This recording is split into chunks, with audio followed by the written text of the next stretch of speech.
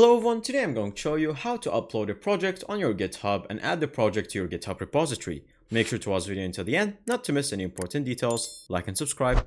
So you're going to choose whatever repository that you would like, for example this one, and then from here all you have to do is simply click on add file, and if you have it stored on your local desktop, then all you have to do is click on upload file, and then from here choose your file. And right now I have a simple Python language code that I have saved on my computer. Going to select it, and from here is going to upload it, and then you're going to commit the changes, add files via upload, and then you're going to extend the description. So for example, I'm going to say simple Python code, and then from here you're going to save it, and then you can either commit directly to the main branch or create a new branch for this commit and start a pull request. So I'm going to commit it to the main branch. Once you click on this one, it will process the files, and then from here, as you can see, it's now in your main repository and the file is right here, and we can open it and we can explore it and we can work with it and anything else. Thank you guys for watching. See you next time. Bye bye.